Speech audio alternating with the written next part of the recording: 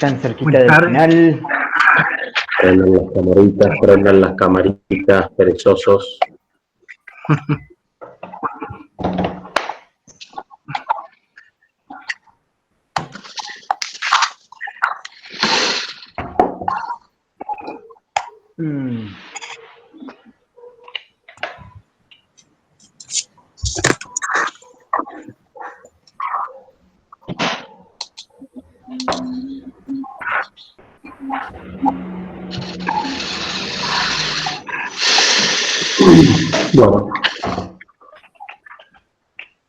Bueno, acá estamos en la recta final de este corto semestre con las últimas clases. Así que la idea es en el día de hoy terminar con los últimos temas que quedan. Les voy a dar yo ingeniería fluvial ahora al principio de la tarde. Después vamos a hacer una ejercitación que se corresponde con encauzamiento de ríos, que es de la unidad 10. Entonces vamos a ver unidad 9 y 10 el comienzo de la tarde conmigo. Y después más tarde, a eso de las 5, les va a mandar el link el ingeniero Garbullo para ver hora de desvío del río. Y el día de mañana, en principio, si alcanzamos con todo esto hoy, que no creo que haya problema, está libre para que ustedes terminen de desarrollar los prácticos y los puedan ir rindiendo. Recuerden que la idea es poder terminar esta semana con la regularidad para aquellos que lleguen a rendir todos los coloquios, que esperemos que sean la gran mayoría. Así que está el ingeniero Barquiesi presente, vamos a aprovechar que se ha conectado, sí, ahí lo veo. Así que no sé si Walter quiere cambiar algún comentario, algún aporte respecto a las regularidades también y a los coloquios. Sí, bueno, de todos los prácticos queda un solo grupo para terminar el práctico 5, que termina de rendir hoy, ya ha pedido turno, está programado para después de la clase. Y la idea es que con los prácticos que se den hoy, o sea, con el que se ha dado, el 6 y el 7 que se da hoy, ya queda todo completo para hacer el práctico, rendirlo esta semana. Así que hay que aprovechar para esta semana cerrar, que es lo que nos ha pedido la facultad y es lo que estaba programado desde el inicio. Así que hay que cumplir con este cronograma. Exacto, el práctico 7, recuerden que simplemente es adjuntar a sus carpetas lo que nosotros les vamos a dar, pero cuando les tomen el práctico 6 les van a hacer algunas preguntas también del práctico 7 para que lo tengan visto en el momento de rendir el 6. Creo que es el grupo 1 que estaba quedando con el 5, ¿no, Walter?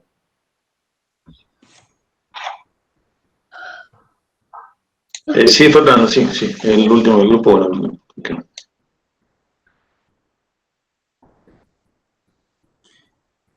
Ingeniero, una consulta.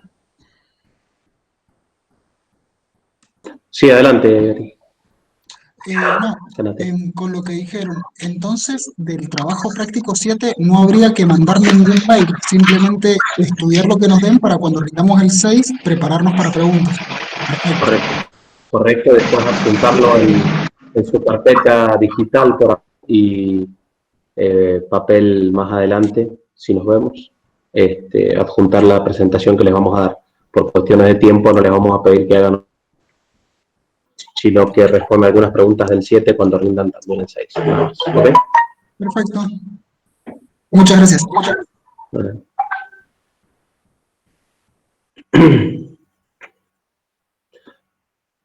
Bueno, ¿algún otro comentario, alguna pregunta, alguna duda antes de comenzar? ¿Algo que quieran expresar?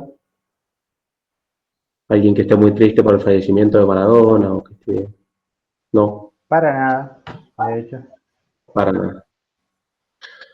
Bueno, entonces si no hay más comentarios, empezamos. Entonces conmigo van a haber dos presentaciones relativamente cortas. Como siempre, nosotros vamos a usar estas presentaciones para que ustedes tengan una guía y un encuadre de cuál es el contenido que hay que darle a la unidad 9 y a continuación a la unidad 10. La bibliografía se la vamos a dar junto con esta presentación. La bibliografía básica del texto de Martín Vide. Les pido que apaguen sus micrófonos y sus cámaras porque hay un poquito de ruido de fondo. Así tratamos de que no haya ruido, ¿sí? ¿Están viendo la presentación ya? Sí, ingeniero, sí, Sí, se ve. perfecto. Bueno, entonces vamos a ver la unidad 9, que es de ingeniería fluvial. La ingeniería fluvial es justamente la parte de la ingeniería que trata el comportamiento de los ríos, ¿no? Y esto está dentro del programa en la unidad 9. Vamos a ver entonces primero un encuadre justamente dentro del programa, que ya estamos finalizando. Hemos visto las unidades 1 a la 8, y la unidad 9 habla de conceptos generales de río, cómo se forman, cuáles son las partes constitutivas, entender el concepto de caudal sólido y el fenómeno de erosión, que es la parte conceptualmente más importante y es la que vamos a aplicar justamente en el trabajo práctico siguiente, el concepto de erosión. A partir de allí entender un poco, a partir de la erosión, cómo es el fenómeno de equilibrio entre erosión y sedimentación, y luego algunos conceptos de geomorfología de los cauces. Y en la unidad 10, que es lo último que vamos a ver algunas caracterizaciones y de defensa o medidas para poder defendernos de las inundaciones, y vamos a ver cómo puede ser el tratamiento de torrentes o de ríos a través de encauzamientos, ya sean estos erosionables o no erosionables. Vamos a ver la diferencia y ejemplos de diseño de encauzamientos erosionables y no erosionables. El aspecto de desagües pluviales urbanos está mencionado en el programa. Nosotros no brindamos contenidos, ustedes ven parte de ello en hidrología. Vamos a empezar entonces con algunos recordatorios rápidos de lo que hemos visto hasta de niños, de qué se tratan los ríos, ¿no?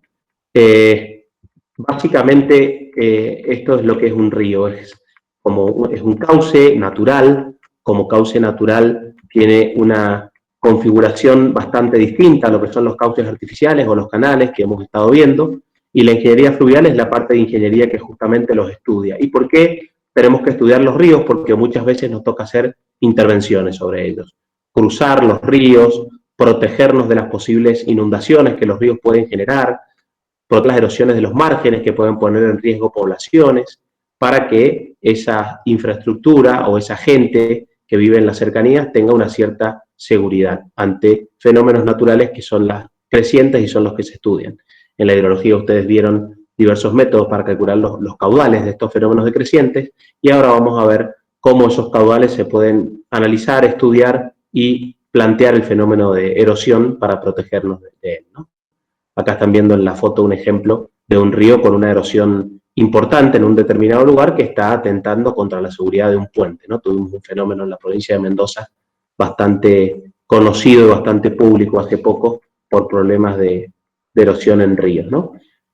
Acá en la imagen están viendo algún problema de inundación, que son cada vez más frecuentes y más estudiados. Ustedes saben que el fenómeno de cambio climático, entre los aspectos que se destacan, es el aumento de los eventos climáticos extremos, ¿no? Estas grandes tormentas que generan problemas mayores a los que uno estaba acostumbrado a visualizar. Entonces, estos fenómenos se estudian también cada vez más y están cambiando en cuanto a magnitud, intensidad en todo el mundo. Por eso son motivo de estudio recurrente nuevamente con los impactos del cambio climático. Otro tipo de intervención que nos toca hacer en los ríos a veces es regularlos, ¿no? Y cuando vamos a regular los ríos, no solo nos interesa saber cuál es el volumen que podemos regular o que necesitamos como capacidad reguladora, cuál es el tipo de obra que podemos hacer, sino también diseñar lo que son las obras de seguridad. Y esas obras de seguridad también están relacionadas con eventos extremos o con las crecientes máximas probables. También muchas veces se utilizan los ríos como fuente de aprovisionamiento de áridos, ¿no? Entonces toda la explotación como cantera del río para proveernos de áridos también tiene que ser con un cierto conocimiento y control para evitar problemas a las poblaciones y a las infraestructuras que están sobre esos cauces de ríos, ¿no?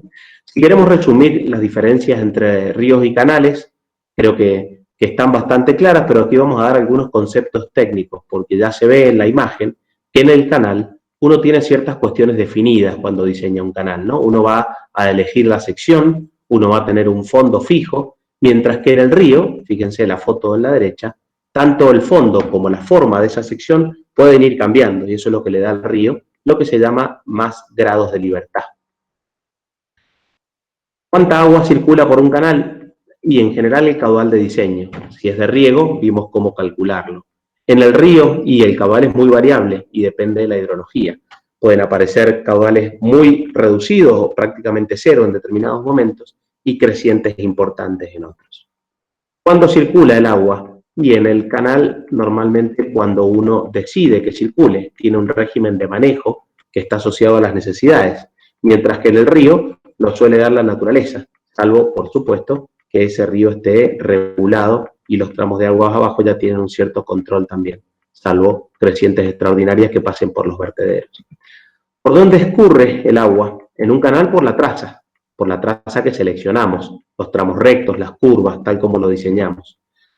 Por un río, y aquí aparece un grado de libertad, ese camino es sinuoso, es indefinido y es variable. Ustedes han visto que los cauces principales de los ríos incluso pueden ir cambiando a lo largo del tiempo y pueden cambiar de un lugar a otro luego de una creciente. O sea que el primer grado de libertad que diferencia a un canal de un río es que en el río la traza, la planimetría, puede ser variable en función del tiempo.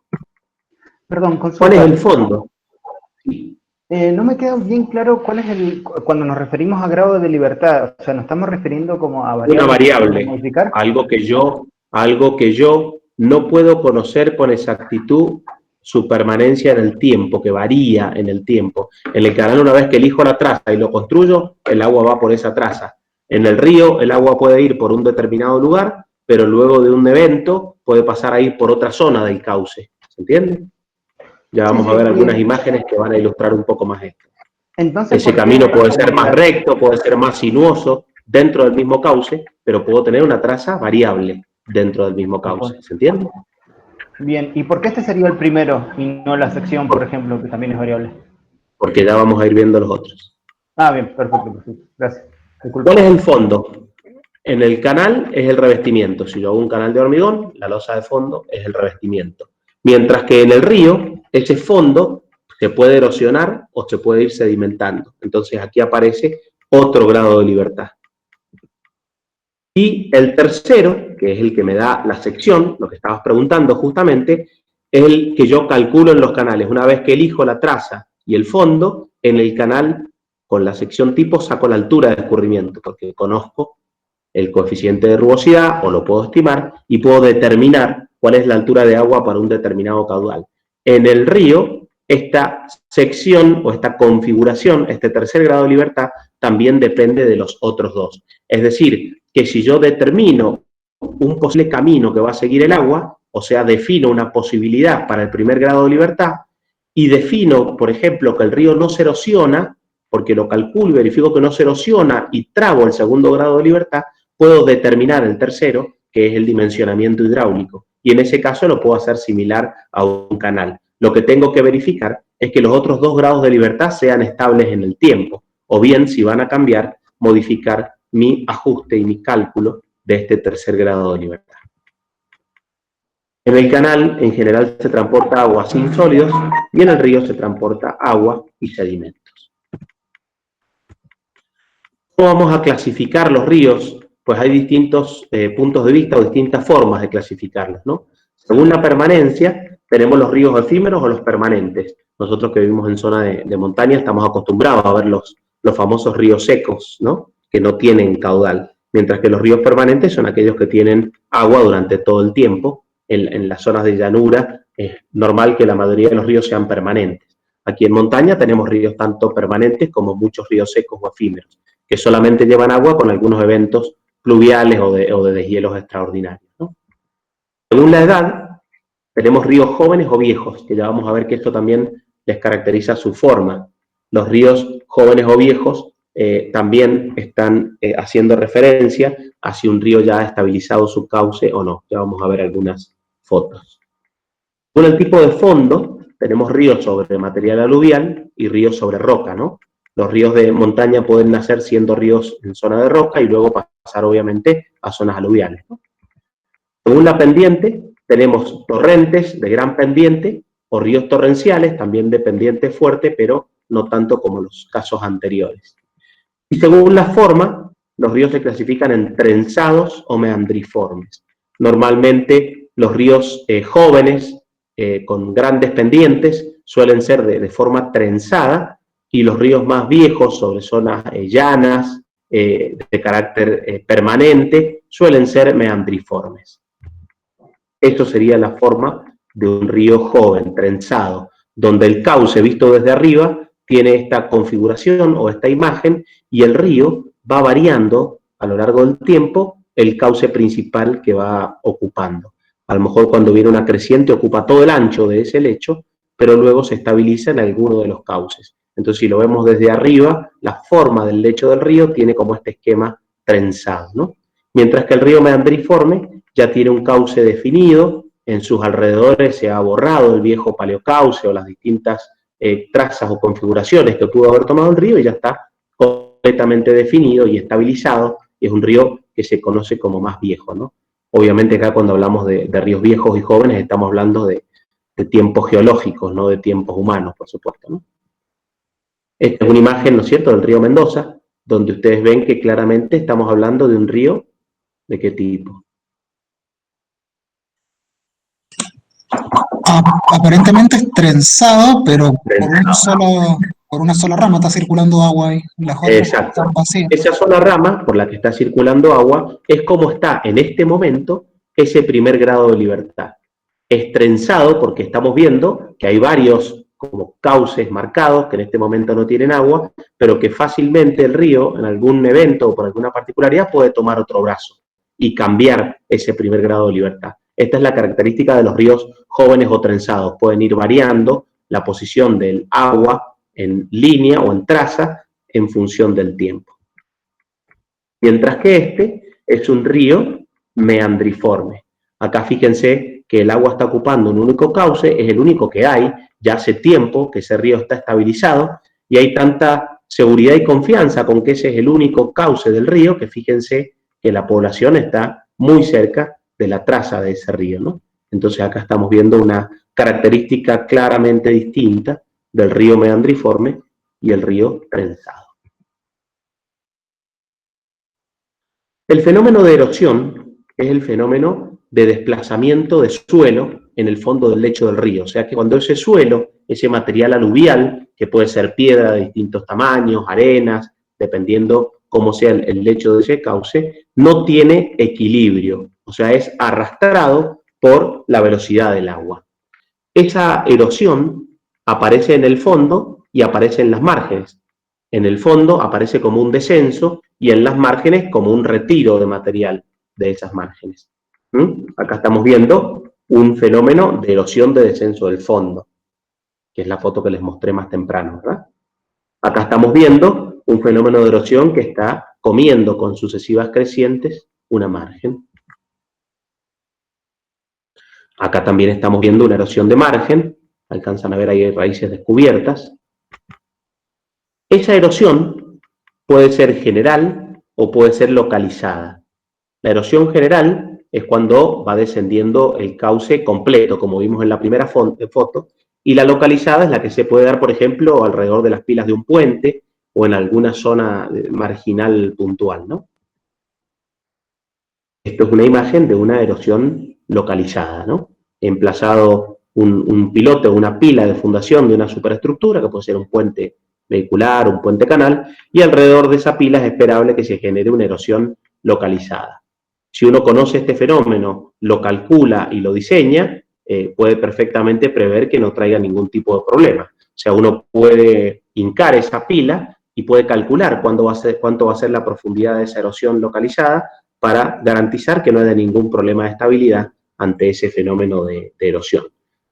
Con esto lo que quiero expresar es que la erosión no es algo no deseado, sino que tiene que ser algo conocido, controlado y desde el punto de vista de la ingeniería tenido en cuenta en el diseño, ¿no? Es como los sismos. Los sismos no es algo que no van a pasar, sino que es un fenómeno que tenemos que tratar de conocer, cuantificar, para que lo que diseñamos esté preparado para resistirlo o para no colapsar ante el sismo. Depende cómo sea ese diseño estructural.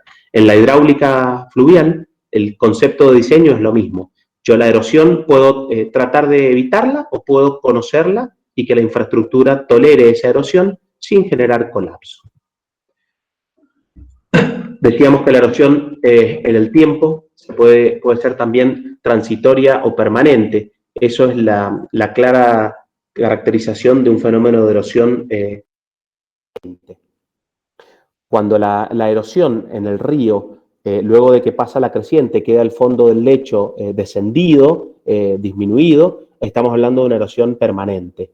Pero en muchos fenómenos de creciente, sobre todo en río de montaña, cuando viene el pico de la creciente, se va arrastrando material y el fondo desciende, pero luego a veces puede suceder que la cola de esa creciente, cuando van bajando los caudales, empieza a decantar, a sedimentar material, con lo cual es una erosión de carácter transitorio. A lo mejor durante una creciente el fondo del lecho del río disminuyó 1 metro, medio metro, pero con la cola de la creciente volvió a sedimentar. Entonces fue una erosión del tipo transitoria. Cuando queda una erosión luego de la creciente, esa se denomina residual. La erosión puede ser progresiva o regresiva. Vamos a ver ahora algunas imágenes. La erosión progresiva es la que va avanzando a medida que se desarrolla el tiempo, y la regresiva es la que va retrocediendo a medida que transcurre el tiempo. Fíjense en esta imagen que está acá, nosotros tenemos aguas abajo de esa presa o de esa obra, tenemos una erosión que se está dando y esa erosión va avanzando. Yo puse la presa y el agua que cae por arriba de la presa erosiona en este lugar y esa erosión va avanzando. Este es un fenómeno de erosión progresiva.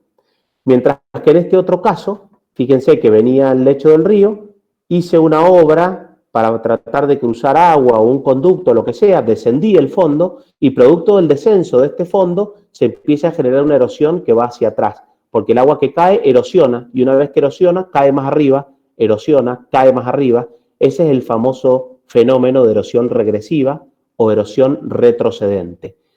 Este fenómeno de erosión retrocedente también se suele dar cuando hay extracción de cantera. Si yo me pongo a extraer material de aquí del río sin control y bajo el fondo del río, es probable que el fondo luego empiece a bajar hacia aguas arriba. El fenómeno de erosión regresiva o erosión retrocedente es sumamente peligroso y ha generado muchos inconvenientes en varios casos, ¿no? Para estudiar el fenómeno de erosión, que es toda una especialidad dentro de la ingeniería fluvial, vamos a mostrar simplemente el concepto del ábaco de Schild. El ábaco de Schild es una construcción empírica que lo que hizo fue estudiar o analizar cuándo comienza el desplazamiento de las partículas. Y esto es absolutamente análogo a lo que ustedes han visto en Física 1 del desplazamiento de cuerpos y el coeficiente de fricción. Si ustedes recuerdan, para que comience la fricción, hasta que comienza la fricción, existe un coeficiente que es el coeficiente de fricción estático. Pero una vez que un cuerpo empieza su desplazamiento, el coeficiente de fricción es dinámico, que es menor al estático. Esto quiere decir que hay un umbral por debajo del cual todavía no se inicia el movimiento. Si yo apoyo la billetera en este plano inclinado, tengo un determinado coeficiente de fricción ahí, que es el estático. ¿Me están viendo a mí o no? Sí, se ve. Si yo aumento el plano inclinado, hay un momento donde empieza el desplazamiento. Cuando empezó el desplazamiento, el coeficiente de fricción pasa a ser el dinámico y el cuerpo acelera, porque tiene mucha menos resistencia respecto a la componente del peso. En el desplazamiento del material de fondo de un río, el fenómeno que se estudia es bastante similar. Y el ábaco de Schild lo que nos muestra es esta línea azul por debajo de la cual todavía no hay movimiento. O sea, cuando la tensión de corte, que depende del tamaño de la partícula y de la capacidad de erosión, porque la tensión de corte hidráulico, acuérdense que depende de la pendiente, ¿no? Entonces, cuando en función del tamaño de la partícula y esa tensión de corte hidráulico, yo estoy por debajo de un determinado umbral, hay reposo, no hay movimiento. Cuando se incrementa la tensión de corte hidráulico, o sea, subo en esta ordenada, o se disminuye el tamaño de las partículas del fondo del río, obviamente una piedra grande resiste mucho más que una piedra chiquita, acá comienza el movimiento. Y esto se da también en función del Reynolds granular, que el número de Reynolds granular también se diseñó por analogía al número de Reynolds que ustedes han visto, nada más que acá lo que interviene es el diámetro o el tamaño de las partículas, ¿no? Desde un determinado valor de velocidad en adelante, fíjense que depende de la velocidad, y un determinado valor de tau hacia arriba, comienza el desplazamiento. Y fíjense que la estabilización del gráfico es para el coeficiente 0.056. Es decir, que si yo ingreso este 0.056 aquí, voy a tener una ecuación que me va a decir para qué valor de tau una partícula de tamaño d comienza su desplazamiento. Y eso es justamente lo que este gráfico permitió determinar. ¿Cuál es la ecuación que relaciona la tensión para la cual un determinado tamaño de partícula va a empezar su desplazamiento? Y esa tensión para la cual empieza su desplazamiento es la que se llama tensión crítica, porque es lo que resiste la partícula. Claramente, mientras más tamaño tiene la partícula, más va a resistir. Pero mientras más grande es tau, la tensión de corte hidráulico, más probable es que comience ese desplazamiento. Y esta es la ecuación que vamos a utilizar enseguida en el trabajo práctico. Esa erosión, como vimos, depende del tamaño de partículas y por eso es muy normal ver los cauces de los ríos con este fenómeno que se llama acorazamiento. ¿Qué es el acorazamiento? Es justamente la formación de una coraza en la superficie de ese lecho, de ese cauce. O sea, una coraza, ¿qué quiere decir? Piedras de mayor tamaño en la parte superior, como muestra esta imagen, ¿ven? Ese acorazamiento puede ser estático o puede ser dinámico. Fíjense, el suelo se revolvió y se ordenó granulométricamente. ¿Por qué? Porque el agua que viene para acá erosiona más. La que se mete dentro del lecho erosiona menos.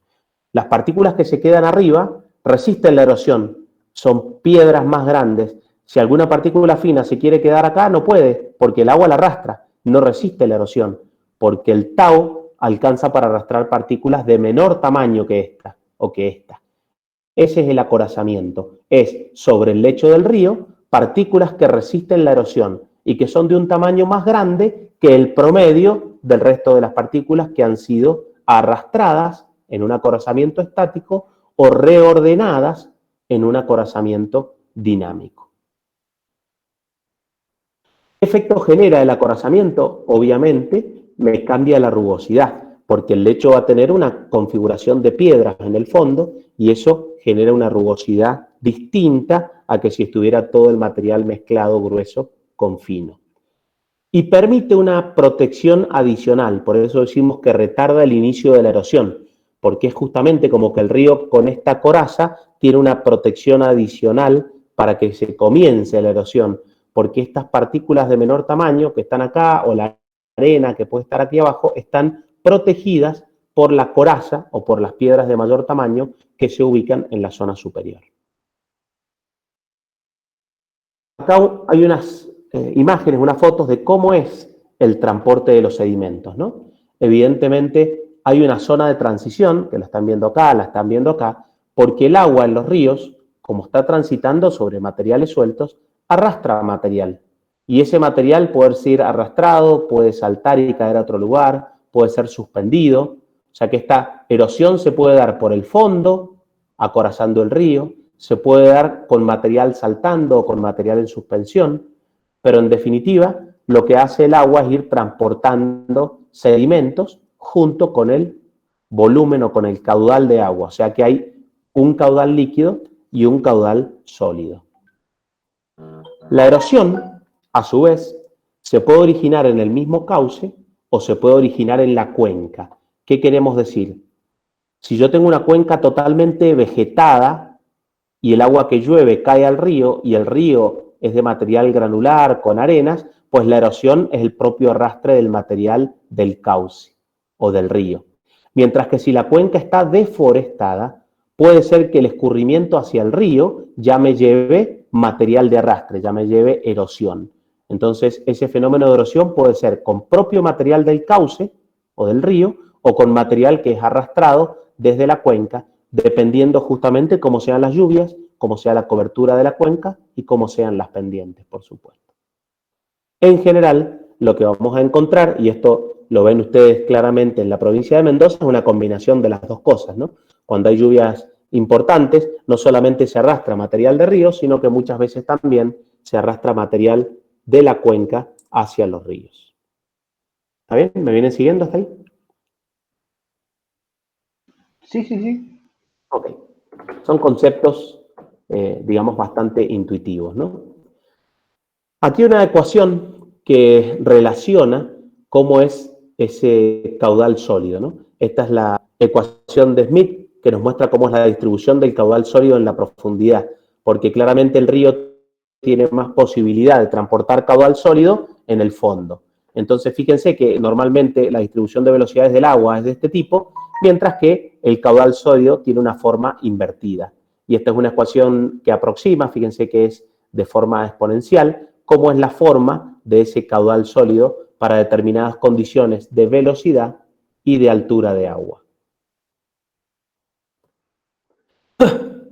Uno podría expresar ese caudal sólido de distintas formas, dependiendo qué es lo que quiere calcular. Uno podría saber el volumen neto, o sea, cuál es la cantidad de material que se está transportando. En volumen bruto, cuál es la cantidad total de agua más material. En peso seco, cuáles son los kilos, o en peso sumergido. Son distintas formas de expresar por unidad de tiempo cómo es ese caudal sólido. Dependiendo del objetivo que tenga el cálculo del caudal sólido, es para qué lo voy a determinar y cómo lo voy a calcular. En muchos casos es importante conocer el caudal sólido, por ejemplo, para saber cuál puede ser la vida útil de una presa, ¿verdad? O sea, cuánto va a ir arrastrando el río en caudal sólido en determinadas condiciones para ocupar la zona de volumen muerto. En definitiva, es el tiempo de vida útil de esa presa, ¿no? Perdón, consulta. Sí. No me quedó muy claro el tema del caudal sólido. ¿Caudal sólido sería roca? O sea, roca está... que se La está porción puede ser roca, pero también puede ser arenas, pueden ser gravas, depende cuánto sea el caudal, la velocidad, la pendiente, que es lo que me da la tensión de corte hidráulico y la posibilidad de arrastrar material. Enseguida, en el práctico lo vamos a calcular, pero en determinadas condiciones de río puede ser que lo que arrastre sean rocas perfectamente, o puede ser que solo tenga capacidad de arrastrar arenas. ¿Se entiende? Bien, entonces estamos hablando de un volumen de sólido de Sólido, sedimento. un volumen sólido, de un Bien. caudal sólido, que puede estar constituido por material muy grueso, muy fino, mezcla de materiales gruesos y finos, pero estamos hablando de un caudal sólido, que acompaña al caudal líquido, ¿de acuerdo? Bien, perfecto, perfecto. Muy bien. Ingeniero, ¿Cómo podemos? Sí, perdón, una pregunta. ¿Y por qué es mayor al fondo el caudal sólido? Porque el agua tiene más fuerza. porque en el fondo es donde está el material y al agua, digamos, se dificulta al agua elevar ese material sólido a la parte superior. No tiene una energía cinética ascendente. La energía cinética es en el sentido de avance del agua. Entonces no tiene posibilidad para elevar el material hasta un determinado lugar de la superficie, sobre todo si el material es pesado. Por eso la mayor porción de caudal sólido, expresado en volumen o el peso, se va como arrastrando por el fondo, ¿no? Cuando hay una creciente grande, las rocas van a ir girando en el fondo del río, no van a ir transportadas en la parte superior del caudal de agua. ¿Se entiende? Claro, sí, sí. El agua no Por tiene eso, fuerza para elevarlas. para elevarlas, exactamente. Tiene fuerza para arrastrarlas, si se quiere. Y lo que puede elevar, gracias a la turbulencia, y serán partículas de tamaño menor. Por eso la principal porción del caudal sólido se verifica con esa ecuación que es por el fondo del río. ¿De acuerdo? Perfecto, muchas gracias. Por nada. Si hemos visto y hemos entendido el fenómeno de sedimentación, vemos que las principales variables que intervienen en este fenómeno de erosión y sedimentación son el caudal sólido, por un lado, el diámetro de las partículas, la pendiente del cauce y el caudal líquido. Lo que está claro es que a mayor pendiente y a mayor caudal líquido, esta balanza se inclina para acá y aparece erosión. Obviamente, mucho caudal de agua, una creciente importante y mucha pendiente en el cauce tienen mucha posibilidad de erosión. Mientras que si tengo grandes rocas o diámetros de partículas muy grandes y quiero arrastrar mucho caudal sólido, es más difícil. Entonces acá la balanza se inclina para acá y tengo sedimentación. Fíjense que esto está muy claro, ¿no? Mucho caudal sólido, mucho trabajo, mucho tamaño de piedra va a sedimentar. mucho caudal líquido, mucha pendiente, va a haber erosión. Fíjense que esto es una balanza que puede estar en movimiento dependiendo de cuáles sean las condiciones. Si llego a una zona del río donde me aumenta la pendiente o donde ingresa una fuerte porción de caudal líquido, va a haber erosión.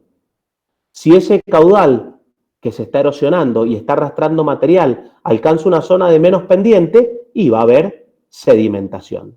¿De acuerdo? Eso claramente me muestra que voy a lograr en algún lugar un equilibrio entre erosión y sedimentación. Ese equilibrio a lo largo de los años, a lo largo del tiempo, es lo que hace que los ríos se transformen en estables, y por eso los ríos viejos ya no se van moviendo tanto de lecho y de cauce, que normalmente están asociados ya con pendientes que se han ido suavizando por procesos de erosión, con zonas que se van haciendo llanas, ¿lo ven? Y como se van haciendo llanas, ya no tenemos grandes velocidades, grande cambio del cauce. Mientras que la sedimentación genera esto, porque la sedimentación busca más pendiente de equilibrio, que es lo que vimos recién en la balanza de Lane. ¿De acuerdo? Para ir terminando, quedan algunos pocos conceptos. Se observa distintas formas en el fondo de los ríos en función de justamente cómo sea este régimen, cómo sean las velocidades de agua en este río. Esto se puede ver también a través del número de Reynolds, a través del abaco de Shields, que lo tenemos graficado aquí, o por un esquema bastante más sencillo, yendo de regímenes muy rápidos a regímenes más tranquilos y prácticamente laminares, que es cuando tenemos láminas de agua muy pequeñas escurriendo sobre material fino en general. Y las formas que podemos encontrar van en este gráfico, si ascendemos desde aquí hacia arriba, van desde aquí hacia abajo. Normalmente tipo arrugas o rizos, esta formita es la que ustedes encuentran, por ejemplo, en las playas, ¿no? Con la arena o dunas, que es cuando hay velocidades más bajas, pendientes suaves, material fino. Mientras que si empezamos a aumentar las velocidades, toman formas más violentas los fondos de los lechos o los fondos de los cauces de los ríos y aparecen las antidunas. Respecto al transporte de fondo, hay varias ecuaciones experimentales. Esto es solo a los efectos que ustedes sepan que existen criterios que se han experimentado y que se han graficado. Fíjense que acá estamos viendo un diagrama donde en función del caudal sólido y del diámetro de la partícula, uno define si hay capacidad para transportar suelo siempre y cuando haya disponibilidad de suelo. O sea, si hay mucho caudal sólido, que puede haber capacidad para transportarlo, uno puede calcular en teoría un caudal sólido grande, porque tiene mucho caudal de agua, mucha pendiente y el suelo es erosionable, pues puede ser que ese material tenga una determinada disponibilidad en el diámetro que estamos analizando. O sea que si para un determinado diámetro hay una capacidad de erosión muy grande, pero la cantidad que hay de ese material es menor, pues por acá va a estar la erosión, porque es la disponibilidad. Entonces, la disponibilidad de material a veces también se analiza para saber cuánto puede descender el lecho de un río. ¿Esto qué quiere decir? Que si yo tengo un lecho que está conformado por arena, grava, roca, y veo que la arena va a poder ser arrastrada, pero es solo el 10% del lecho, y evidentemente ese lecho se va a acorazar, porque se va a empezar a transportar la arena, pero una vez que queden piedras y roca, se va a acabar el fenómeno de erosión. Eso es un poco alguno de los motivos por los cuales esta combinación de capacidad de erosión para cada diámetro con disponibilidad de ese diámetro es importante analizarlo, ¿no? Por último, la morfología, también algunas expresiones que se analizan para poder determinar qué forma va a tomar un determinado cauce. Esto no es tanto a los efectos de proteger que sea, sino para saber cómo va a ser su configuración. Está claro y está estudiado que a medida que el cauce se va estabilizando, va a ir logrando una mayor profundidad. Ahí a la derecha lo ven en las imágenes. El ancho va a estar más definido, o sea, va a estar más encauzado y va a tomar más claramente la forma del meandro. Hay un grupo de ecuaciones, que son las de Farge, que relacionan cómo es la forma en planta, con la configuración de profundidad de ese río cuando alcance el equilibrio, cuando alcance los meandros. Estos son un poco los conceptos que queríamos transmitir, que acá están resumidos. me gustaría que se queden claramente con el concepto de definición y grado de libertad del río, que no solamente hay que calcular la altura de agua, sino que puede variar su traza y puede variar también su fondo por este fenómeno de erosión y sedimentación, que se queden con el concepto de clasificación de los ríos, que pueden ser según distintos tipos, entendiendo que los ríos trenzados o más jóvenes tienen más variabilidad en su traza, y los ríos más viejos suelen ser meandriformes y el cauce ya está mucho más estable, o sea que el fenómeno de erosión y sedimentación ha encontrado un equilibrio de tipo permanente.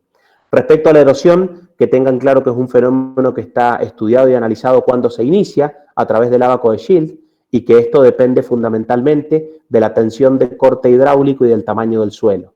Entonces aquí, como la tensión de corte hidráulico depende básicamente del radio hidráulico, de la pendiente de ese río, aquí aparecen relacionadas 4 variables importantes, que son las que vemos en la balanza, ¿no?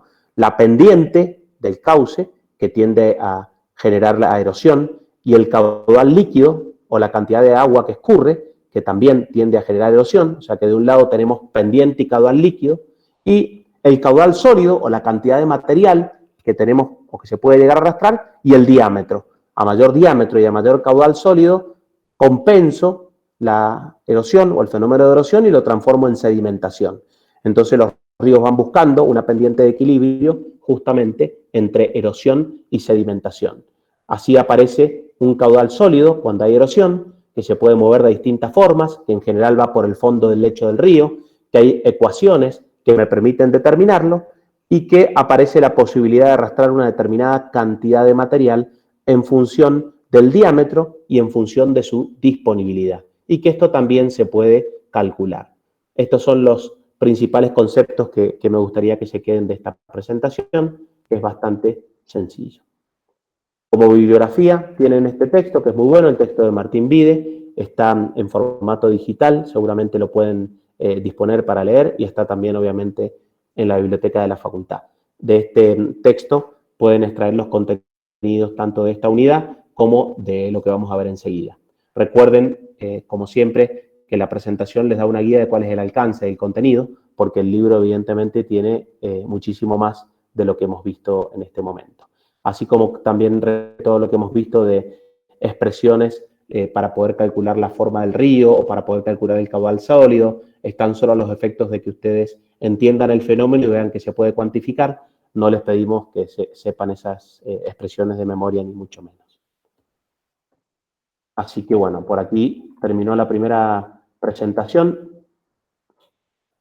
Vuelvo, no sé si hay algún comentario, alguna pregunta, si no pasamos a la parte de encauzamientos. Los escucho. No, la verdad es que quedó bastante claro el tema. Como dijo, es como intuitivo, ¿no? O sea, es un tema bastante intuitivo, sí, la verdad que sí. Intuitivos. Si uno se mete en detalles de la ingeniería fluvial, hay muchísimo para hacer, como cualquier rama de la ingeniería, ¿no es cierto? El que se haga experto en alguna rama también le va a pasar, pero vemos los conceptos generales que son los que resumí al final. ¿De acuerdo? Bueno, entonces, si les parece, paso a presentar lo que sería encauzamientos y el desarrollo del trabajo práctico número 7, donde vamos a calcular justamente un encauzamiento que no se erosione. Vamos a usar las distintas metodologías, pero una de ellas va a ser la ecuación del abaco de Schild, y luego también vamos a calcularlo de manera erosionable.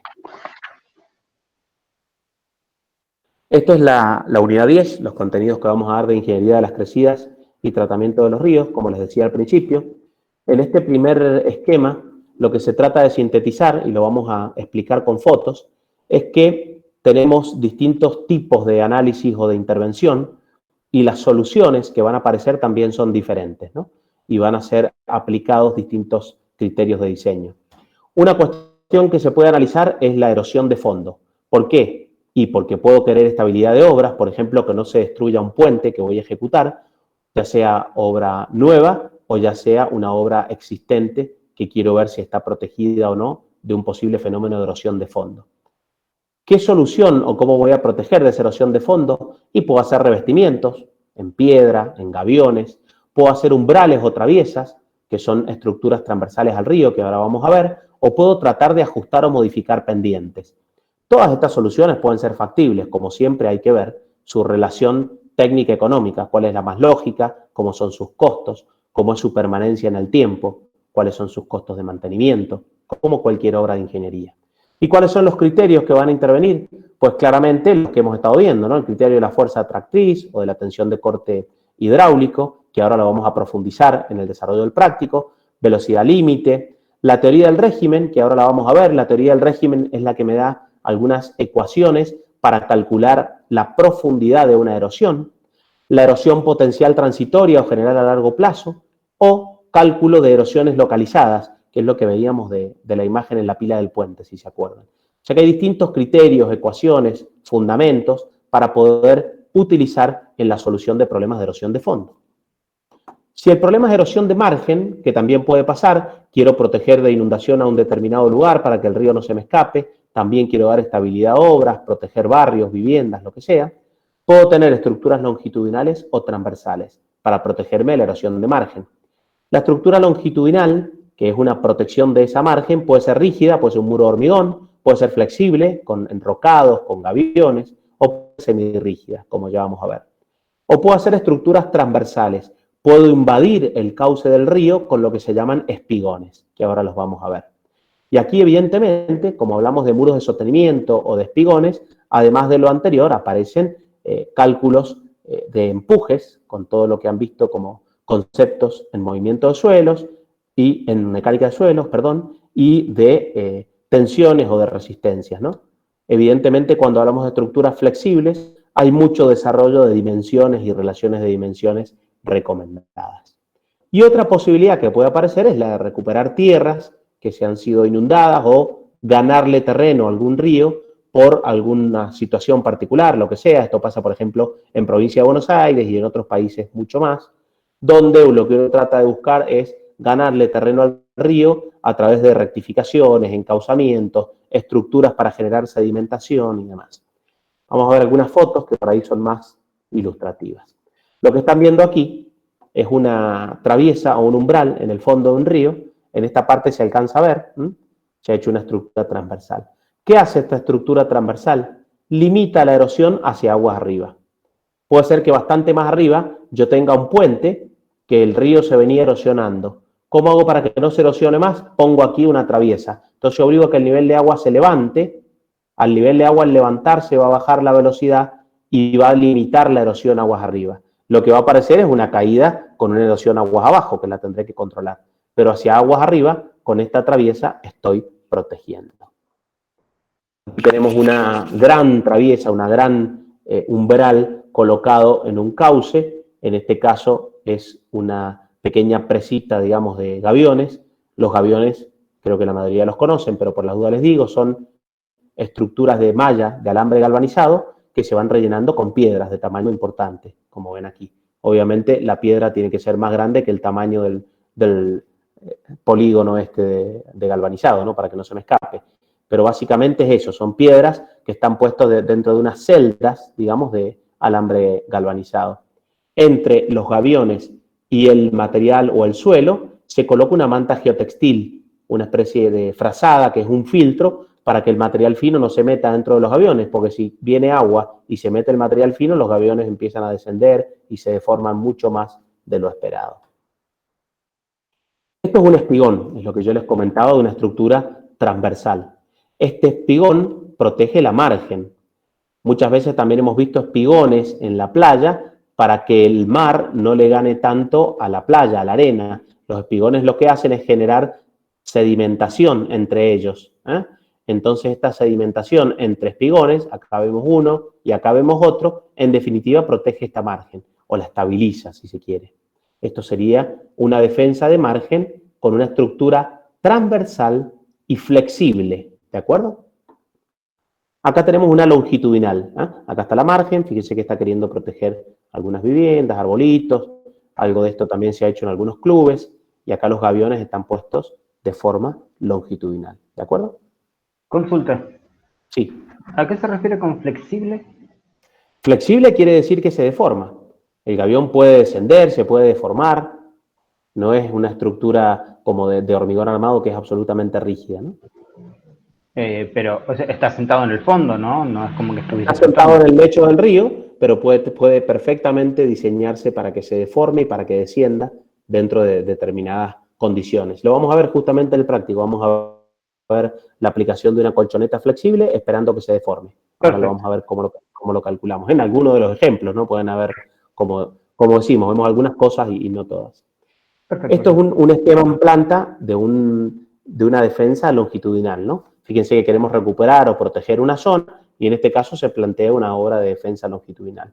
Este encauzamiento o defensa longitudinal puede ser rígida, puede ser flexible. Acá lo que tenemos es una rectificación a través de un encauzamiento, una rectificación de un meandro. Obviamente que esta rectificación deberá ser analizada. Lo que hay que ver es si este meandro con su pendiente de equilibrio, al rectificarlo, que evidentemente puede aumentar la pendiente, no genere algún problema de erosión de fondo, porque estoy aumentando la velocidad y que esa erosión de fondo me genere un problema peor al que estoy tratando de solucionar, que es ganar algo de tierra. También habrá que ver si hago este encauzamiento y lo pienso revestido, que este meandro no esté recargando un agua subterránea que una zona en un humedal, por ejemplo, para no generar un daño ambiental. O sea que son, como todas las obras, sujeto de ser evaluadas desde el punto de vista técnico, económico, ambiental, etc. Ya tenemos una defensa longitudinal con gaviones para tratar de mantener el río dentro de ese cauce y recuperar un espacio de ribera. Acá tenemos una rígida, esta es la diferencia, ¿ven? Aquí la estructura es rígida. Si la estructura vuelca, vuelca completa. El gavión se puede deformar. La colchoneta también. Los enrocados también se pueden ir acomodando. No hay problema. Acá tenemos una semirrígida. Fíjense que son placas rígidas, pero están unidas entre sí, con lo cual se constituyen una estructura semirrígida. Esto es totalmente flexible, ¿no? Un enrocado sobre la margen para que la margen se erosione menos. Es como que acorazo esa margen. Pongo una piedra de tamaño tal que no se pueda erosionar. Esto es lo que vamos a hacer al principio del práctico. Vamos a diseñar un encauzamiento con piedra de tamaño y condiciones tal para que esa piedra no pueda ser arrastrada por la tensión de corte hidráulico del agua. Y es lo que vamos a calcular. Distintas configuraciones para poder lograr un encauzamiento. Vamos ahora a hacer un cálculo aplicando algunas de las expresiones de la unidad 9 y también algunas nuevas. Bastante sencillo, vamos a suponer una zona del río Mendoza donde el río está teniendo un riesgo de afectación de una serie de viviendas, con lo cual tenemos que diseñar un encauzamiento en ese tramo del río para proteger las viviendas que están sobre las márgenes. Estamos hablando de unos 2 kilómetros de longitud, donde se puede hacer topografía para ver cuáles son las pendientes, donde el suelo natural es una arena, o sea que esa arena es fácilmente erosionable, pero tenemos material, tenemos piedras de tamaño relativamente importante, bastante cerca. Detectamos que hay piedras del orden de los 30 a 35 centímetros, como les pongo ahí, y esas piedras están a una distancia de transporte relativamente económica, con lo cual podemos analizar su utilización para acorazar, para revestir, para proteger el cauce del río de un fenómeno de erosión. Entonces, en primera medida, se nos pide diseñar un encauzamiento no erosionable, utilizando esas piedras, y luego diseñar un encauzamiento erosionable, o sea, sin piedras, pero protegiéndonos de esa erosión, teniendo en cuenta que el cauce es una arena, cuyo tamaño es del orden de los 2 milímetros. Entonces vamos a resolver el trabajo práctico. La primera parte dijimos que es un encauzamiento no erosionable. Lo primero que vamos a hacer, como es un encauzamiento no erosionable, vamos a hacer un diseño como si fuera un canal, porque al ser no erosionable podemos controlar los grados de libertad 1 y 2. Podemos controlar la traza, que puede ser una línea recta, y podemos controlar el fondo, porque no es un fondo que desciende, no es un fondo que se va a erosionar. Con lo cual, vamos a hacer un primer dimensionamiento hidráulico como si fuera un canal. Entonces, en la longitud de 150 metros, se ha medido el ancho que podemos ocupar para no afectar justamente esas viviendas. Tenemos un ancho de cauce de 150 metros. Se ha hecho una topografía, tenemos las cotas. Se ha estimado el caudal máximo, se conoce el caudal de vertedero del dique Potrerillos, se estima que el máximo es 750 metros cúbicos por segundo, se conoce la densidad real de la piedra, esta de 30 a 35 centímetros, y su ángulo de fricción, y se calcula el coeficiente de Manning, que se obtiene obviamente de ábacos, en este caso el de Bentechow, y se calcula la pendiente media, o sea que el primer ejercicio va a ser tener una única pendiente en esos 2000 metros, que nos da del 1%. Por supuesto que una alternativa sería probar distintos tramos de menor pendiente con algunos saltos, como hicieron con Walter en el trabajo práctico de canales, ¿verdad? Pero en este ejercicio, como lo que queremos es calcular erosión con nuevas fórmulas y expresiones, vamos a poner una pendiente media, que la calculamos obviamente como diferencia de cotas dividido longitud. Estamos en el 1% de pendiente, una pendiente bastante fuerte. Dimensionamos con la ecuación de Manning, dimensionamos primero una sección trapecial, les voy a mostrar primero algunos dimensionamientos para que falle y luego veamos cómo lo solucionamos, ¿no? Entonces, primero fíjense que calculamos un canal de 60 metros de ancho, trapecial, con talud 1 en 1,5, y para poder transportar los 750 metros cúbicos por segundo necesitamos 2,33 metros de altura. Este es el dimensionamiento hidráulico, 60 de ancho en el fondo, 2,33 de altura. Sección, perímetro de mojado, calculamos el caudal y la velocidad es de 5 metros por segundo. Fíjense que es una velocidad bastante importante. Las ecuaciones de dimensionamiento se las pongo aquí, ustedes las conocen perfectamente porque es un dimensionamiento de un canal. Pues bien, dimensionado el canal, vamos a empezar a ver los distintos criterios para ver si este cauce se erosiona o no. Primero, podríamos verificar la velocidad admisible, que esto ustedes lo conocen. Tenemos los gráficos de Bentechow, similar a lo que han hecho en canales, y podemos calcular la velocidad admisible, que es función del D50. El material tiene 30 centímetros o 300 milímetros. Si entramos al gráfico de Bentechow, nos da 15 pies por segundo. 15 pies por segundo, 4,5 metros por segundo. Fíjense que la velocidad era más de 5 metros por segundo, con lo cual no verifica. Quiere decir que por más que hablemos de piedras de 30 centímetros, van a ser arrastradas según el criterio de la velocidad.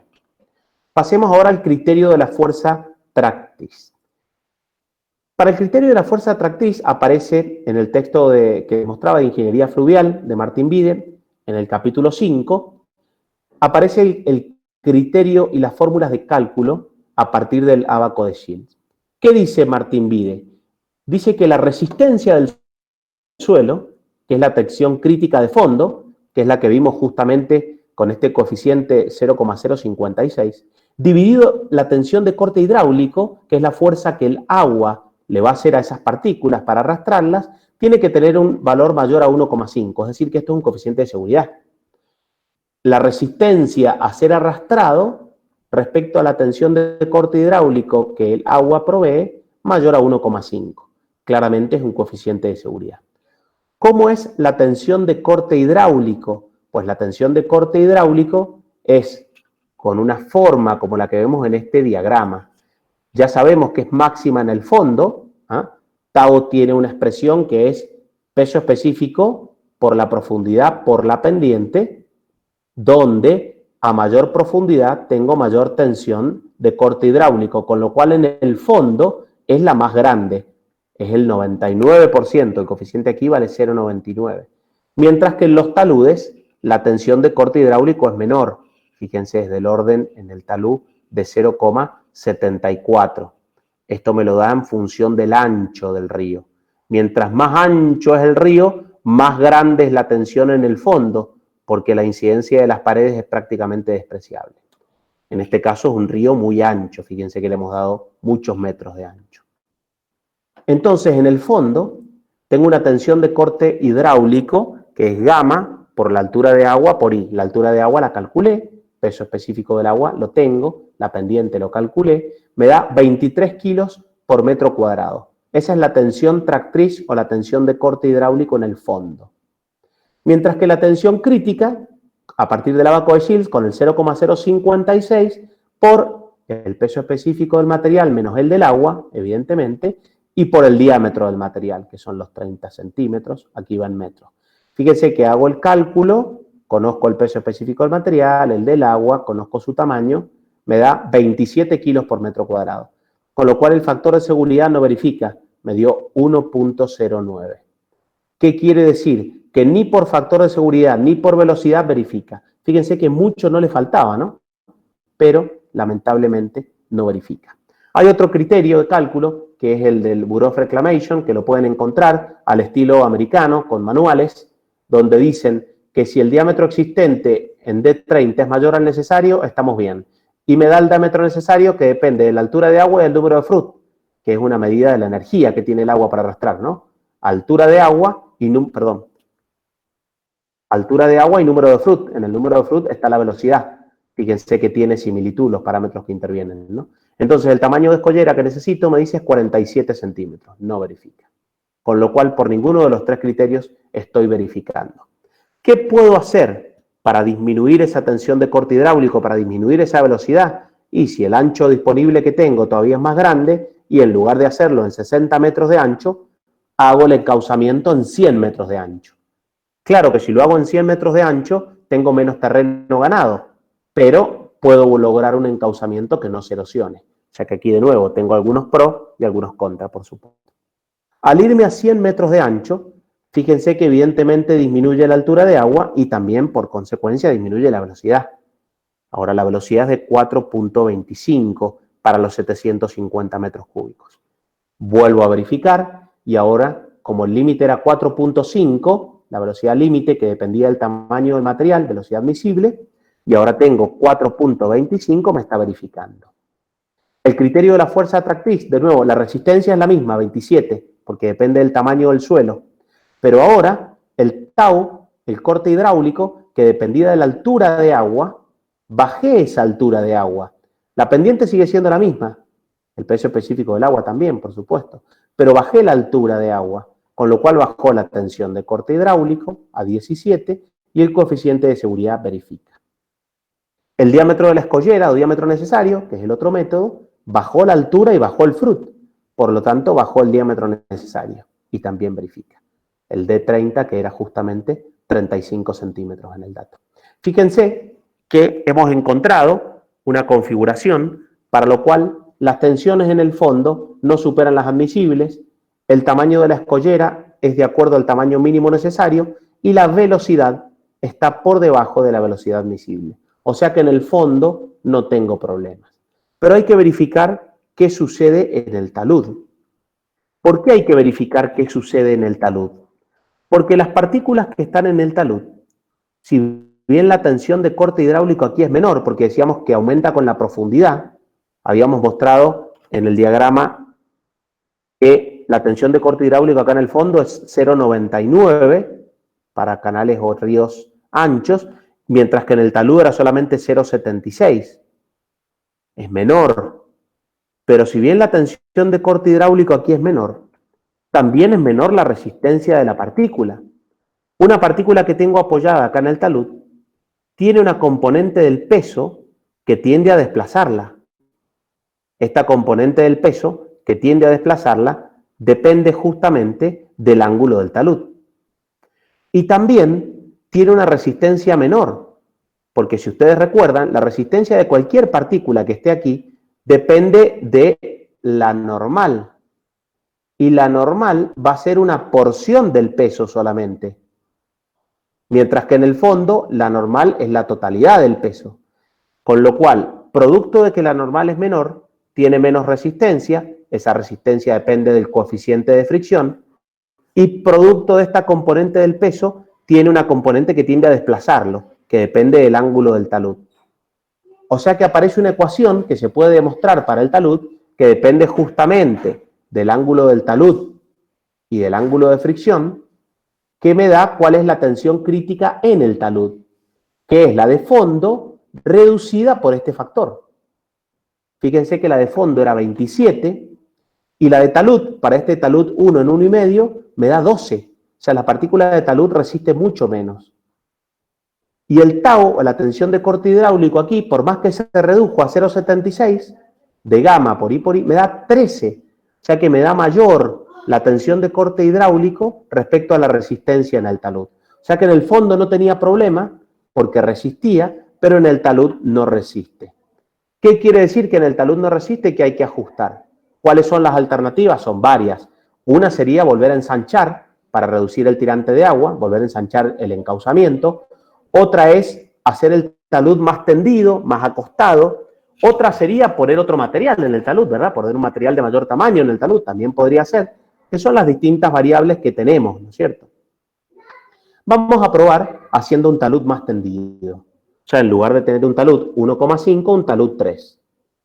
Dimensiono, fíjense que no cambia mucho ni la velocidad ni nada, porque obviamente estoy cambiando solamente el talud en los costados. Los 100 metros de ancho del río son lo mismo. Estoy cambiando el talud, estoy recostando el talud. Pero claro, basta con recostar el talud para estos ángulos, modificarlos y lograr una resistencia de 23, mucho más grande al tener un talud tendido.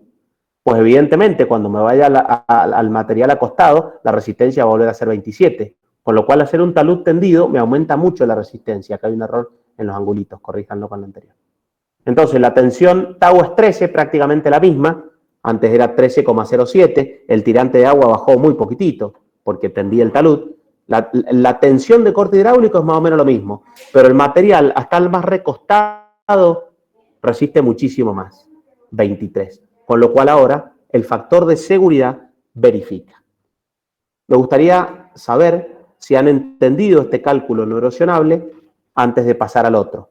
Fíjense que lo que hicimos es un dimensionamiento hidráulico, con eso calculamos la altura, las velocidades y verificamos que la piedra acá en el fondo, por velocidad, por tensión de corte hidráulico y por tamaño de escollera, según el Bureau of Reclamation, resista.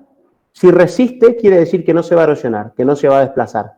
No se supera ese 0,056 que marcó el abaco de Shield.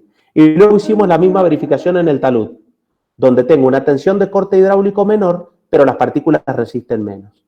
Con lo cual, verificando el fondo y el talud, tengo una piedra sobre el lecho, sobre el cauce, que no va a poder ser arrastrada por el caudal de 750 metros cúbicos por segundo. Díganme, por favor, si han entendido este procedimiento, si les ha quedado claro, si tienen alguna pregunta. Por mi lado, se ha entendido. Por mi parte también, ingeniero, muy claro. Bueno, tengo mis dos voceros ahí que siempre me van siguiendo. Gracias, muchachos. Espero que el resto también entienda y que no sean tímidos, ¿no? Es la última clase. Es la última clase, díganme si no entienden algo. Porque... No, sí, estamos, ¿se entiende? Vamos todavía. Bueno, muy bien. Sí, es sencillo. Sí, como siempre, lo que siempre les digo, ¿no? Yo se los doy de manera expeditiva, les dejo la presentación y ustedes ahí nomás vuelvan a verlo para tenerlo fresco. Siempre les hago la misma recomendación. Bueno, vamos ahora al encauzamiento erosionable. ¿Qué quiere decir erosionable? Como la palabra lo indica, que ahora vamos a dejar que se erosione. Vamos a dejar que ese fondo del lecho del río sea un grado de libertad, descienda, baje. O sea que cuando viene la creciente, el fondo del río va a bajar. ¿Por qué va a bajar? Porque la pendiente fuerte, entonces, si me ven, la pendiente fuerte, entonces va a buscar una pendiente de equilibrio más suave. Fíjense que cuando busca la pendiente de equilibrio más suave, erosiona. Y esa erosión puede ser de una altura bastante importante. Y justamente lo que vamos a calcular acá es cómo es esa altura que se puede dar para un fenómeno que se llama erosión generalizada a largo plazo. ¿Qué quiere decir erosión generalizada a largo plazo? Es la erosión que se va a alcanzar en todo el lecho del río, por eso generalizada, cuando se estabilice esa pendiente con los caudales de diseño. ¿Cómo se estudió esta erosión generalizada a largo plazo? Pues se estudió observando numerosos canales y ríos en equilibrio, donde a través de la observación de esos canales y ríos en equilibrio, se relacionaron los parámetros intervinientes en el proceso de erosión y sedimentación. Lo primero que vamos a hacer de nuevo es calcular la dimensión de ese encauzamiento. Fíjense que estamos haciendo el cálculo de la pendiente igual que antes, el dimensionamiento hidráulico igual que antes, nada más que ahí llegamos a una altura de 1,50 m como altura inicial, pero ahora vamos a calcular cuánto se erosiona ese fondo con arenas. Y el cálculo lo vamos a hacer justamente a través de esta ecuación que están viendo acá, que es el I máximo y el I', que esa ecuación es la de erosión generalizada a largo plazo. Y surge de observar la relación de tamaños de partícula y caudales en distintas situaciones que lograban la estabilidad, con distintas profundidades de agua o distintas alturas de agua. ¿Por qué? Porque claramente, mientras tengo más caudal, con más altura de agua logro el equilibrio, porque se empieza a erosionar hasta alcanzar una altura de agua. Y mientras tengo más diámetro de partícula, menor es la altura de agua con la que alcanzo el equilibrio, porque este diámetro me implica limitar un poco la erosión.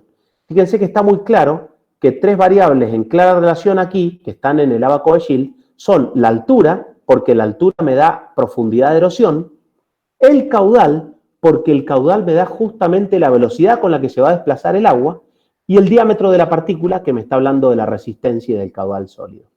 Fíjense que esta relación de parámetros me da en este caso 3,28 y la altura de erosión es un 27% más, expresa Martín Vide la profundidad que puede tomar el agua máxima en tramos rectos. Es un 27% más que la de equilibrio, 4 metros. ¿Qué quiere decir este 4 metros? Que la profundidad que calculamos de 1,48 m está muy bien en el inicio, pero que se va a erosionar hasta llegar a 4,16 m. Es decir, que va a haber una erosión de 2,5 m a 3 metros de profundidad. Solo la erosión, 2,68 m. Entonces, ¿qué forma puede tener mi encauzamiento? En los 100 metros de ancho dejo el fondo como está, arena. En las márgenes pongo estructuras de gaviones, o podrían ser de hormigón, hasta una profundidad que es la de erosión, ¿lo ven? Aquí he puesto 5 metros de gaviones, fíjense, pensando en los 4 metros y tanto que va a tomar de altura el agua. Y en el lecho del río pongo colchonetas. ¿Qué son las colchonetas? También alambre galvanizado con piedra. En una longitud tal hacia el lecho del río, que cuando el lecho descienda por erosión, la colchoneta vaya haciendo este movimiento. El lecho va descendiendo y la colchoneta va descendiendo.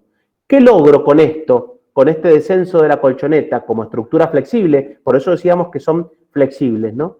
Yo logro proteger esta zona de suelo, que es donde se están apoyando los gaviones. O sea, le doy mayor seguridad a esos gaviones que están encauzando las márgenes.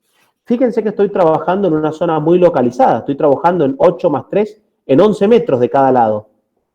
Acá en el medio tengo 90 metros donde no hago nada. Trabajo solo en las márgenes, ¿lo ven? Pero el fondo va a descender. Y la colchoneta va a proteger. Toda esta línea negra gruesa es el geotextil. Si no estuviera aquí el geotextil, cuando el agua escurre por aquí abajo, la colchoneta baja, pero de ninguna manera va a proteger. Este geotextil es lo que hace que el suelo que está aquí quede atrapado. La arena que está acá queda atrapada, porque no puede atravesar el geotextil. Si no estuviera el geotextil, podría atravesar la colchoneta y la colchoneta termina vertical aquí, entonces no protejo nada del gavión. ¿Se entiende la importancia del geotextil? Sí, se entiende. Sí, ingeniero. Muy bien. De esa manera, fíjense que lo que hemos logrado es, con muros de gaviones en los costados y una pequeña colchoneta, un encauzamiento del tipo erosionable. Hemos calculado cuánto desciende el fondo y hemos hecho un encauzamiento erosionable. ¿Cuál de los dos encauzamientos les parece que es mejor? ¿A qué se refiere con mejor? Eso es lo que yo les estoy preguntando a ustedes. ¿Cuál les parece? Ustedes son los ingenieros, díganme, ¿cuál es mejor? El más barato. Qué barato. Tal cual, el que sea más conveniente, o sea... El que sea más conveniente. Donde hay que ver los costos, fundamentalmente. Alguien dijo por ahí que sea más barato, habrá que ver los costos. Cuánto cuesta el gavión, cuánto cuesta la colchoneta, cuánto cuesta el geotextil, cuánto cuesta esta excavación, cuánto me cuesta transportar la piedra en el otro. O sea que hay que analizar un costo y también ver una vida útil, en definitiva, pensando en cuál de los dos tiene más mantenimiento y demás para poder tener una vida útil apropiada. Pero claramente lo que hay que comparar son los costos, porque desde el punto de vista técnico, los dos son seguros y los dos son factibles porque han sido dimensionados y diseñados justamente para no sufrir daño. En el primer caso, porque no se erosiona, y en el segundo caso, porque la erosión no atenta con que el río se desborde, porque tengo una protección a nivel de margen. ¿Se entendió? Sí, yo tengo una consulta que es una duda que me sale a nivel de qué pasaría con una crecida, por ejemplo. No sé si el tema del tiempo, el caudal en el tiempo, tiene algo que ver en este diseño. No, Porque me imagino... justamente acá hemos utilizado el caudal máximo. Hemos hecho este cálculo para 750 metros cúbicos por segundo, que es el pico de la creciente. Hemos usado directamente el caudal máximo. Si vos quisieras pensar caudales más frecuentes, cómo erosionan, y tratar de analizar que una creciente erosione y después apoye y sedimente, sería una posibilidad y sería un criterio de diseño. Eso sería pensando en que el caudal de 750 metros cúbicos es algo muy eventual. Entonces uno podría hacer un diseño más económico diciendo, mira, acá los caudales frecuentes son de 100 metros cúbicos por segundo y para el de 750 yo voy a aceptar un cierto riesgo. ¿Qué pasa? Si viene el de 750, desciende el fondo y te estabiliza los gaviones y te los vuelca, no tenés más encauzamiento. ¿Se entiende? Ese es el problema. Igual con la piedra, ¿no? Yo pongo la piedra de 15 centímetros porque resiste 100 metros cúbicos por segundo, pero cuando vienen los 700 se te fue la piedra y después con el de 100 tenés un desastre. Entonces hay que tratar de tener en claro cuáles son los eventos extremos para los cuales tu encauzamiento tiene que estar preparado, ¿no? Y esto se relaciona claramente con lo que vimos en la presa o el vertedero para atenuación de crecidas.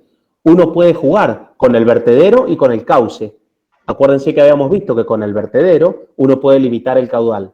Si uno limita el caudal, el encauzamiento puede ser más económico. Puede necesitar piedra más chica, la profundidad de erosión es menor, entonces los gaviones pueden ser más altos, pero a lo mejor el vertedero es más estrecho y genera más nivel de agua aguas arriba. O sea que hay muchas variables en la combinación de definición de estas obras que hay que irlas conectando para brindar una solución inteligente ante la protección de las crecidas, ¿no?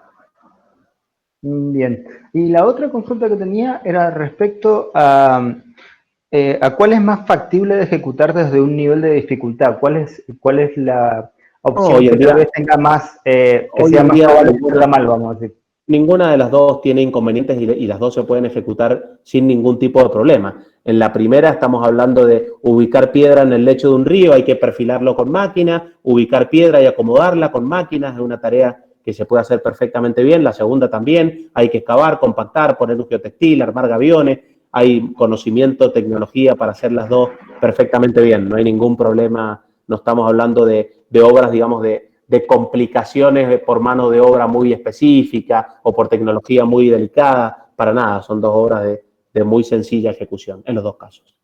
Pero lo de los gaviones ciertamente tiene más movimiento de material, más geotextil, más los gaviones. Sí, pero es solo en las márgenes, ¿no? Pero es solo en las márgenes. Cierto. En definitiva, hay que comparar los costos de las dos cosas, como bien decía recién alguno, el más barato, gritaron por ahí, eso. Hay que comparar costos, a ver cuál de las dos alternativas. Y en los costos tener en cuenta todo, ¿no? Obviamente. Bien. Bueno, si quieren prender las cámaras. Yo ya la tengo prendida, no sé si me está mirando, ¿no? Sí, lo estoy mirando. Pero a usted ya lo conozco, Gatica. Muy participado. No sé. Igual en el coloquio, mira, ya te voy a agarrar. Bueno. Que es una amenaza eso. No, para nada. Bueno, en el final nos vemos. En el final se ven los pingos. Bueno, estimados, la verdad que para mí ha sido un gusto poder darles clases por este medio, haberlos visto participar. Ha sido también un gusto que hayan estado la mayoría conectados. Uno no sabe si con este método están siguiendo la clase o no. La verdad que uno no tiene ese sentimiento, esa sensación directa de verlos cara a cara, que es mucho más agradable, es mucho más ameno. Con las clases presenciales se puede generar mucha más participación. Cuando hemos intentado hacerlo por este medio, la verdad que es un lío con el ruido, con la gente hablando al mismo tiempo. Con las clases presenciales se hace mucho más amigable, pero bueno, hemos tratado de que esto no sea, digamos, una carga muy difícil de llevar para ustedes, de que puedan tener todos los contenidos en el muy poco tiempo que nos ha quedado y puedan seguir la materia. A mí me ha dado una muy buena sensación en este grupo, en cuanto a su compromiso, a su participación, a su interés. Así que, bueno, he disfrutado mucho estar en las clases con ustedes y cuando me ha tocado tomarles coloquio a algunos también. Esperemos que haya sido mutuo y que cuando nos veamos presencialmente no nos peguen. así que se lleven un recuerdo grato de este cursado y de la materia, que es una materia muy linda, y si después se dedican a la hidráulica, la verdad que también es algo muy lindo y muy apasionante. Así que bueno, les agradezco el esfuerzo, les agradezco la predisposición y quedamos atentos para que rindan en estos días con Walter. Yo le voy a estar también dando una mano para algún grupo seguramente, para que no le quede a él toda la carga de coloquios, así tomamos prácticos 6, 7 en conjunto. Así que bueno, si alguien quiere decir, compartir algo, lo que sea, alguna crítica, algún aporte para que lo tengamos en cuenta el año que viene, que esperemos que no sea por esta plataforma, y será bienvenido, los escucho. No, Yo muchas la gracias. verdad agradezco todas las acciones que han tomado, las medidas, se ha notado que se han preocupado mucho por los estudiantes, por lo que habíamos podido presentar o no presentar, y siempre han decidido tomar como las decisiones más benéficas para nosotros, así que la verdad que eso se agradece mucho. Bueno, Eso gracias. por mí. No, era todo muy bueno, la verdad. Muchas gracias, José. ¿Alguna quería- ¿Alguien más que quiera expresarse? Juan. Yo quería reconocerla, o sea, lo bien que estuvo organizada la cátedra, lo dinámico que fueron las clases y el cursado también. Así que en comparación que con otras materias por ahí, por este mismo medio, se notó el empeño de la organización de la cátedra. Así que quería destacar eso. Gracias, Juan Gabriel. Las comparaciones son odiosas, dicen, pero nos preocupa y nos preocupaba cuando hablábamos con Walter al inicio de este semestre cómo hacer el dictado de las clases, porque es una materia larga, el tiempo era muy poquito, así que bueno, nos propusimos tratar de ser dinámicos y bueno, si se ha logrado, nos alegramos mucho. Sí, la verdad, los conceptos, a pesar de que han sido resumidos, han sido bastante fáciles de ser integrados también. O sea, creo que la facilidad de tener grabadas, o sea, la posibilidad de poder grabar las clases, que yo las tengo todas grabadas, o sea, es una colección. Así que es genial para mí, desde mi parte, poder estudiar y poder ¿Grabaste las tener clases? ¿Grabaste su las clases? contenido. Sí, sí, sí. De hecho, yo sé que la mayoría, gran parte de acá tienen clases grabadas, tenemos coloquios grabados, está todo registrado. ¿Qué problema Así para los que- docentes, eso sí, grabar las clases? No puedes usarlo. No, por no es un ejemplo, problema, o sea, no las tenemos publicadas, no van a parar a YouTube las clases, para nada, No estamos puedes en mi usarlo, disco no, para rígido nada. ahí. no puedes usarlo en nuestra contra, ¿sabes? Ah, ahora justamente puedo decirlo, no, el profe Archesi dijo que, acá está la prueba, sí, justamente eso es una de las cuestiones, pero bueno, sirve mucho de base poder tener esa información y es como, Seguro. muchas veces es mejor que los apuntes porque a veces hacen hincapié en ciertas cosas que en los apuntes no están tan bien especificados, lo desarrolló otra persona, entonces eso da una mirada La verdad que particular. si alguno las tiene todas grabadas y las quiere compartir, está bueno también para nosotros tenerlas para poder escucharnos y mejorar un poco cómo se desarrolla alguna explicación. Así que si alguno las tiene grabadas todas y las quiere compartir, a mí me interesaría luego verlas también, a todas. Sí, yo creo que tengo casi todas. Hubo un par de clases en que llegué tarde o Bueno, me habrá pasado algo, pero yo creo que las tengo casi todas. Tendríamos que ver cómo hago para pasárselas porque son varios gigas de datos. las subí a la nube. A la nube. Exacto. Bueno, ¿alguien más que quiera comentar, compartir algo? ¿Alguna crítica? ¿Algo No, para yo ingeniero, al igual que Juan, destacar la organización. La verdad que la organización de la cátedra en estos 2 meses superó a las demás cátedras y a nosotros nos ayudó muchísimo, muchísimo. La verdad que el cronograma se cumplió perfectamente, siempre estaban los apuntes colocados en la nube, en aula abierta, y la verdad que nos hizo muy accesible estudiar y nos facilitó el día a día. Ahí, Rodrigo, reconocimiento y agradecimiento muy especial a Guillermo Arreguini, que nos dio también una mano grande para desde el inicio poder subir material, para hacer el contacto con ustedes más fluido, para que lo tengan disponible. Así que un agradecimiento a Guille, que la verdad que ha demostrado un compromiso y una preocupación enorme para el seguimiento de todas las clases y todo. Hasta No, los la domingos nos verdad es- contestaba WhatsApp el Guille, la verdad que fue increíble. Sí, Sí, no lo sí. estamos destacando, pero es verdad que Guille hizo un trabajo excelente, más pasándonos material, dándonos consejos, tratando de ayudarnos en todo lo que pudo, así que sí, la verdad estuvo muy presente. Muchas Le gracias. voy a mandar un mensajito también a Guille, por supuesto, que ha estado todo el tiempo atrás nuestro persiguiéndonos, pues sabe que también estamos bastante atareados y él se preocupa para que las cosas le lleguen a ustedes en tiempo y forma. Así que un altísimo porcentaje de que hayan salido las cosas bien es gracias a Guillermo. Bueno, ¿alguno más que quiera? ¿Hay alguna crítica? ¿Alguien algo para mejorar? A ver, yo no es que tenga una crítica, sino que este concepto que nos dieron, la configuración que dieron ustedes de decir, damos esta parte de clase y después tienen estas horas para ocuparse de la materia en general, sucedía que en realidad, con esto que el tiempo era tan corto, ese tiempo lo terminábamos utilizando para otras materias en las que teníamos que utilizar trabajos, por lo menos en mi caso, teníamos que avanzar en otras cosas. Entonces, claro, llegaba y el tiempo que nos dábamos para esta materia era otro. No era el tiempo que ustedes habían definido, pero aún así, o sea, creo que por lo menos fue bastante de ayuda porque nos ampliaba mucho más el tiempo a nosotros para poder trabajar en otras cosas o en otras materias que también fueron menos organizadas. Eso también es Ese no es el objetivo, digamos. Si usaste el tiempo que te dejamos nosotros para otras materias, no era el objetivo. El objetivo nuestro era no invadir nosotros a otra materia. Ese era el objetivo. Y claro, pero las otras materias no tuvieron ese detalle. O sea, hay materias que no tienen ese mismo detalle y invadieron completamente todo lo demás. Entonces, bueno. Ha sucedido. Lo único que ha sido, por lo menos de mi lado, no lo he podido seguir. Pero aún así la idea ha sido muy buena y nos ha permitido avanzar con el semestre entero, en realidad. La verdad ha sido eso. Hay que hacer un balance general luego también con la dirección de carrera y todo para lograr, digamos, que en definitiva el objetivo, digamos, que es la formación de profesionales. Y para la formación de profesionales todos los espacios curriculares son importantes y cada uno tiene que entender que el espacio a ocupar es el que le toca y el aprendizaje y la enseñanza que tiene que transmitir es en ese espacio que concibe ciertas horas de cursado más otras horas de estudio, pero no todo el semestre, digamos, porque si no es muy complejo, obviamente. Bueno, ¿alguno más, estimados? ¿Que no sea gatica? Ya no voy a decir nada más porque me están mirando feo ya todo el mundo. No, pues estás hablando. Dijiste que no decir nada más, pero estás hablando. Bueno, ha sido un gusto. Entonces, estamos en contacto. Nos mandan correos cuando estén listos para rendir. Acuérdense que es hasta el viernes, ¿no? O sea que tenemos 3 días nomás. No es mucho, pero entre estos 3 días tienen que rendir todos los grupos, ¿ok? Bueno, ingeniero, muchísimas gracias. Muchas gracias, ingeniero. Muchas gracias. Muchas gracias. Aprovechar ahora que está Walter para hacer una consulta. Sí, ahí está. Eso yo estaba por decir, que lo vi que está el ingeniero Barquiesi y no sé si se salió. A ver. Justo me parece que sí. Está entrando y desapareciendo. Sí, se fue.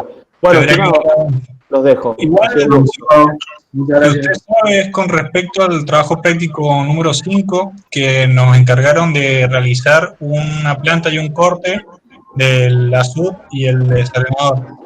Sí. El desalenador, las dimensiones se calcula. ¿Me escuchan? Sí, Samu, te escucho. Que la longitud del ancho y según lo que queremos depositar, el tamaño de partícula y el caudal que va a ir, ¿lo tendríamos que calcular o simplemente lo estimamos para hacer la planta y el corte? Si no te lo dio como desarrollo del práctico el cálculo, con lo cual estimarlo y dibujalo. Si él te lo hubiera puesto como desarrollo del práctico, lo tendrías que hacer. Pero el desarrollo del práctico pasó por otro lado, digamos, ¿no? Entonces, ¿podemos guiarnos con uno que esté en los apuntes? O... Sí, bien. sí, no hay problema. Excelente, muchas gracias. Listo. Bueno, hasta luego, estimados. Cuídense. Chao, muchas gracias. Chao.